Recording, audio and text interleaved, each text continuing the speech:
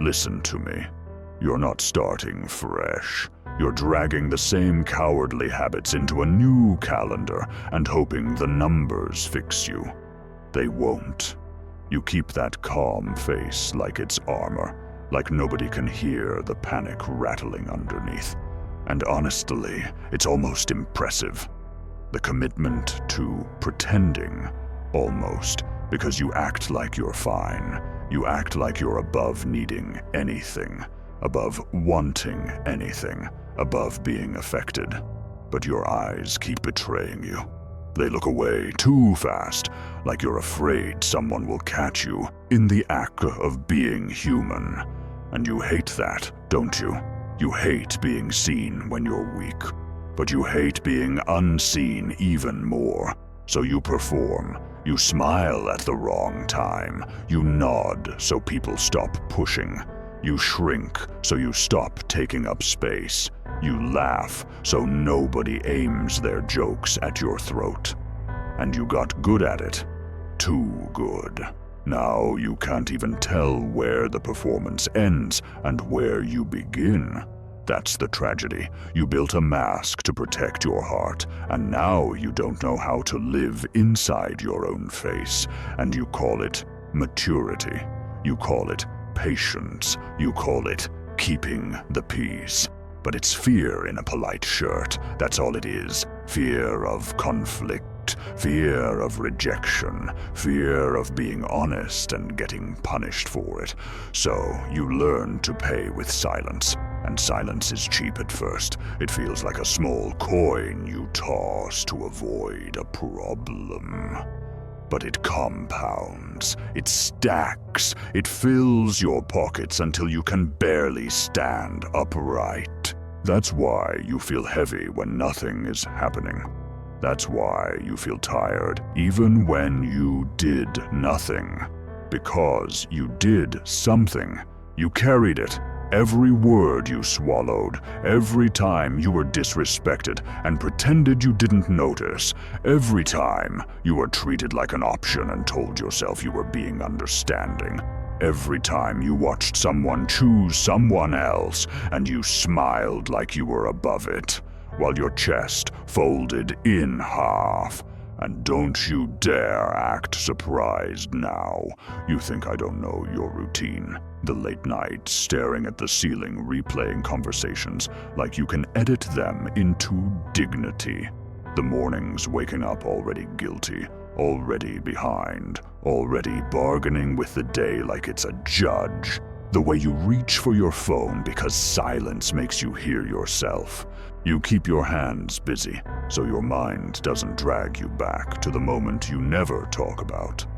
The moment you realized somebody you trusted wasn't safe. Not physically. Calm down. Emotionally. The moment you learned they could smile at you while cutting you down. And you still went back. You still went back because being hurt by someone familiar felt less terrifying than being alone with your own thoughts. You don't want to admit that because it makes you feel small. But I'm not here to flatter you. I'm here to rip the cover off what you keep hiding behind. I'm okay. Because you're not okay. You're controlled. You're contained. You're managed. Like a fire you keep smothering until it turns into smoke and poisons the whole house. You have a private museum of humiliation, don't you? Little exhibits you pretend don't matter. A teacher's tone, a friend's laugh, a parent's distraction, a lover's delay, a door that didn't open, a message that didn't come, a room where your name wasn't said. It wasn't one big tragedy. It was the steady drip of being treated like you were easy to ignore. So you started pre-ignoring yourself. You lowered your needs. You lowered your standards. You lowered your voice. And you told yourself you were humble. No. You were training people how to treat you by treating yourself like you didn't matter. And now you're confused why the world keeps confirming the story you secretly believe, that you only have value when you're useful, agreeable, productive, quiet. Let me be clear. You didn't become this way because you're weak. You became this way because you adapted. That's the sick part. Your coping worked. It kept you safe in the rooms you were raised in the friendships you navigated, in the jobs you endured, in the love you tried to earn. You learned to scan faces like weather maps. You learned to predict storms. You learned to measure every word. That hyper-awareness kept you alive socially. But now it's killing you slowly, because you still live like danger is about to step through the door. You flinch at kindness because you assume it has a receipt attached. You flinch at praise because you assume it's bait. You flinch at silence because you assume it's abandonment. And the cruel part, you do it with such a straight face that people think you're fine. They think you're strong. They think you don't need much. You trained them. Then you resent them for graduating. Look at you, angry at the world for reading the script you handed it. And here's where I stop babying you. Every time you swallowed your pain instead of naming it, you taught your nervous system that your reality isn't worth defending. Every time you apologized for existing, you reinforced the lie that your presence is a burden. Every time you waited for someone to notice you were drowning, you turned your life into a silent test nobody agreed to take. Then you got bitter when they failed. They might be cruel. People can be careless. People can be selfish, sure. But you have been sabotaging your own rescue by refusing to raise your hand. Because raising your hand means admitting you need help, and you've got a whole history that taught you needing help is shameful. So you stay composed, you stay fine, you stay starving, because starvation feels familiar, and then you wonder why your joy feels suspicious, why even good news doesn't land, why your patience is thin, why you're angry in quiet places. Because you're not living. You're negotiating with fear, with shame, with the past. You call it life. It's not. Here's the ugly truth you keep circling, but never touching. You don't just fear being rejected by people. You fear being seen clearly and still not chosen. That's the wound.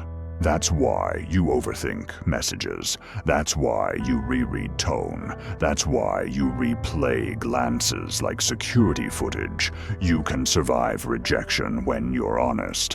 What you think you can't survive is being fully real and still treated like you're disposable. So you stay half-real, strategic, masked, and then you hate yourself for it, because part of you knows you're betraying your own soul just to avoid a pain you already carry anyway. You're trying to dodge a blade that's already in you, and that's why you're tired. That's why you feel that sharp stab when you see happy people. Not jealousy, exactly. Grief. Grief for the version of you who could have been simple, open, light, if someone had protected you properly, if someone had spoken up for you when you were too small. And now, you're grown, and you're still waiting for somebody to come back and do what they should have done. They won't. They're not coming. And 2026 doesn't give a damn about your excuses. You want to talk about beginnings? Fine. It starts with rules nobody wrote down. Don't cry when they're angry. Don't ask when they're tired. Don't celebrate too loud. Don't complain. Don't speak up. Don't need too much. So you became the peacekeeper, the achiever, the helper, the mature one. whatever reduced your chances of being targeted. And then you carried those rules into adulthood like they were laws of nature. That's why love feels like a trap to you. That's why intimacy feels like interrogation. That's why closeness feels like the moment somebody collects enough information to hurt you efficiently. So you keep a distance and you call it boundaries. But half the time it isn't boundaries. It's fear with a dictionary. Real boundaries are calm. Your distance is tense. Real boundaries protect you from bad patterns. Your distance punishes everyone equally because it's easier than sorting, because you don't trust your judgment. You remember the times you misread someone, the times you gave loyalty to a person who used it like a towel. And you learned the worst lesson of all, that loneliness inside a relationship is better than loneliness alone. No, it isn't. It's just familiar. And you're addicted to familiar pain. That's why calm feels empty. That's why you get suspicious when things are stable. That's why you create problems in your head. That's why you test people, withdraw, go cold first, overthink neutral things until they become threats. Then you say, "See, it never lasts." You're not just the victim, you're also the sabotaging part. That's not an insult, that's a diagnosis. And diagnosis is useful because it points to treatment. Treatment is not romantic, it's repetition, it's accountability, it's you facing the discomfort of change without running back to familiar misery. You want strength? Listen carefully. Strength isn't rage. Strength isn't winning arguments in your imagination at 2 a.m. Strength isn't not needing anyone. Strength is telling the truth even when your voice shakes. Strength is letting people be disappointed with you without collapsing into guilt. Strength is choosing yourself without needing applause. And you need to hear this part twice. Stop weaponizing your pain against yourself, because you do it every day. Harsh self-talk, neglecting your body, isolating when you need connection, procrastinating, then insulting yourself for procrastinating, comparing yourself to people you don't even respect, replaying memories like court evidence, trying to convict yourself. Enough. The world will test you. You don't need to become your own executioner. You need to become your own disciplined ally. And discipline is not punishment. Discipline is protection. It protects future you from present you, when present you is overwhelmed. So here's what 2026 actually is. It's not a miracle. It's not a rescue. It's not a clean chapter that wipes your mistakes. 2026 is a mirror, a hard, bright mirror that shows you the cost of your old patterns and dares you to choose differently without begging life for permission. You keep waiting for motivation, like it's a train you can ride to a better version of yourself. Motivation is unreliable. It gets tired. It gets scared. It takes the wrong exit. Discipline is different. Discipline is doing what you said you'd do, even when your feelings throw a tantrum. You want to rebuild. Then stop making vague promises like, "I'll change."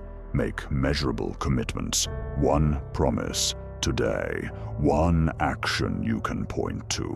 Not a fantasy. Not a mood. An act. And when the old script shows up, they don't care. I'm not enough. It's too late. I always mess it up. Stop debating it like it's a philosophy class. Label it. That's the old story. Then move. Stand up. Drink water, wash your face, clean a corner, write one honest paragraph, send one clear message, do one task, take one walk. Not because it fixes everything, but because it proves to your nervous system you are not trapped in your head. You are a person who can move. Movement is medicine, biological, not motivational. You've been frozen too long, frozen by fear of failure, fear of rejection, fear of being seen, fear of being laughed at. You treat humiliation like it's a death sentence. It's not. It hurts, yes. It burns, yes. It makes you want to hide, yes. But it passes, and every time you survive it without retreating into self-hatred, you become sturdier. Sturdiness is the goal, not happiness. Happiness is a visitor. Sturdiness is your house, and you build that house with habits that don't depend on applause. You also build it by choosing your relationships like your life depends on it. Because it does. Stop calling inconsistency mysterious. Stop calling disrespect honesty. Stop calling neglect busy. Call things what they are. Language matters. Clarity hurts at first, but it's lighter than confusion. Then comes the part you've been avoiding, acting on clarity. Boundaries are not speeches, they're policies. If you speak to me this way, I end the conversation. If you cancel repeatedly, I stop scheduling time. If you only contact me when you need something, I stop answering quickly. Not because you hate them, because you respect yourself. And yes, some people will leave when you stop being convenient. That will sting. It will reopen old wounds. Your chest will scream, "See, you're unlovable." No, that scream is the past trying to keep you in familiar cages. People who leave when you gain self-respect are not proof you are unlovable. They are proof you were being used. And that isn't tragedy, it's revelation. Revelations sting because they remove illusions. You've been living on illusions like they were food. Illusions that if you give more, they'll value you. Illusions that if you stay quiet, you'll be safe. Illusions that if you wait, time will fix what courage is required to fix. Time doesn't fix what you keep feeding. Time reveals what you keep choosing. That's why you're scared of time. Because it's been revealing your patterns, and you can't hide from the evidence anymore. So stop torturing yourself with the past like it's a scoreboard. Regret isn't a weapon. Regret is information. Use it. Accountability is not, how can I punish myself for being human? Accountability is, what did I learn, and what will I do differently today? You want to honor your past, then stop living like you're still trapped in it. And stop confusing punishment with progress. Peace is not purchased with self-hatred. Peace is built with order. Order in sleep, order in schedule, order in boundaries, order in your mind.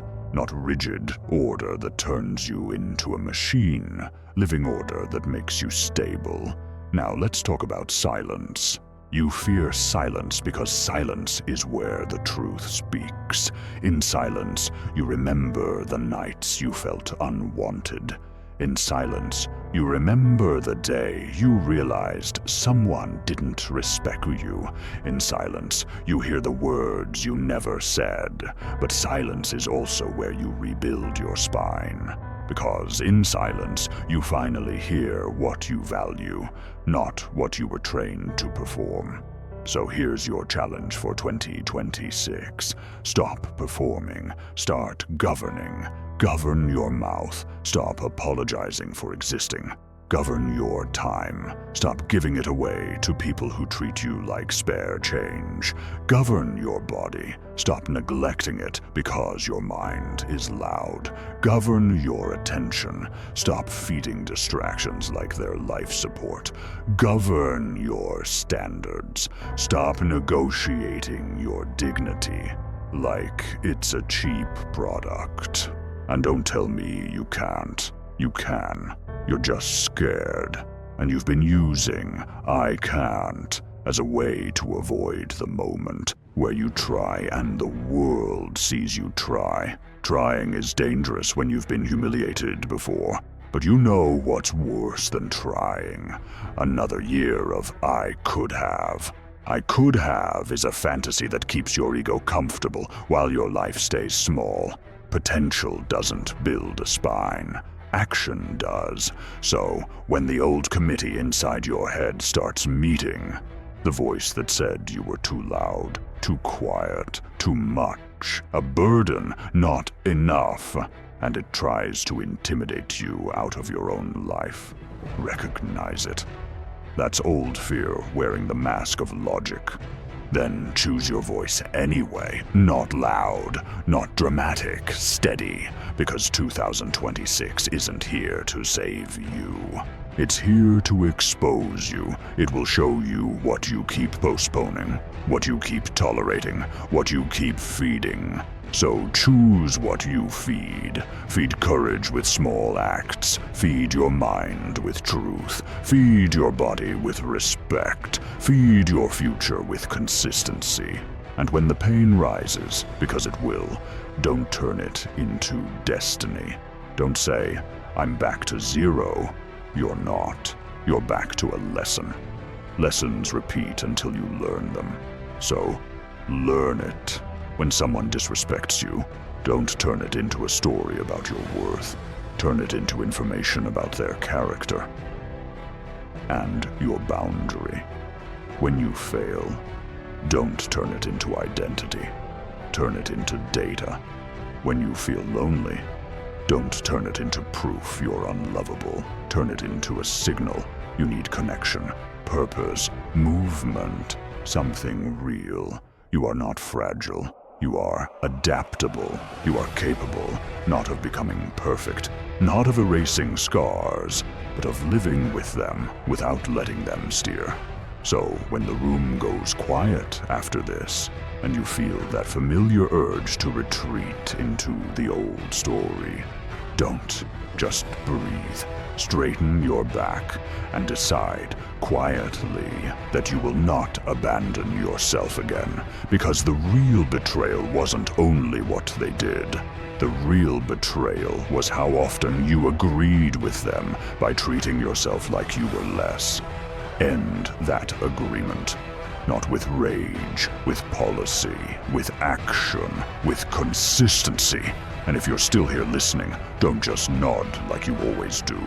Pick one measurable promise, one action today, then do it again tomorrow. And if you want more of this, no comfort lies, no fake softness. Subscribe and comment one thing you're cutting off in 2026.